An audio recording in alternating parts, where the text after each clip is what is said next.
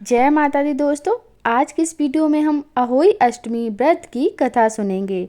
प्राचीन काल में एक साहूकार था जिसके 7 बेटे और 7 बहुएं थीं। इस साहूकार की एक बेटी भी थी जो दीपावली में ससुराल से मायके आई थी।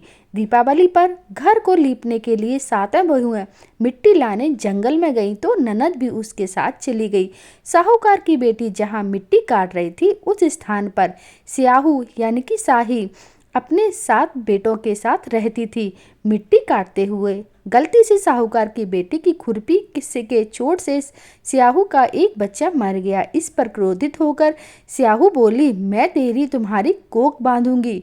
स्याहू के वचन सुनकर साहूकार की बेटी अपनी 7 भाभियों से एक एक कर विनती करने लगी कि वह उसके बदले अपनी कोख बंधवा ले। अब सबसे छोटी भाभी ननद के बदले में अपनी कोख बनवाने के लिए तैयार हो जाती है। इसके बाद छोटी भाभी के जो भी बच्चे होते वे 7 दिन बाद मर जाते।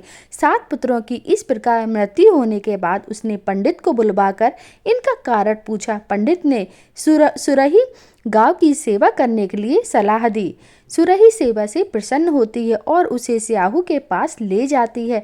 रास्ते में थक जाने पर दोनों आराम करने लगते हैं। अचानक साहूकार की छोटी बहू की नज़र एक ओर जाती है।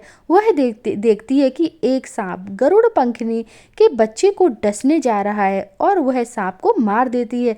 इतने में गरुड़ पंखनी वहां आ जाती है और खून बिखरा हुआ देखकर उसे लगता है कि छोटी बहू ने उसके बच्चे को मार दिया है। इस पर वह छोटी बहू को चोंच से मारना शुरू कर देती है। छोटी बहू इस पर कहती है कि उसने तो उसके बच्चे की जान बचाई है। गरुड़ पंखनी इस पर खुश होती है और सुरही सहित उसे स्याहू के पास पहुंचा देती है। वहां स्याहू छोटी बहू की सेवा से प्रसन्न होकर उसे 7 पुत्र और 7 बहू होने का आशीर्वाद देती है। स्याहू के आशीर्वाद से छोटी बहू का घर पुत्र और पुत्र वधुओं से हरा भरा हो जाता है।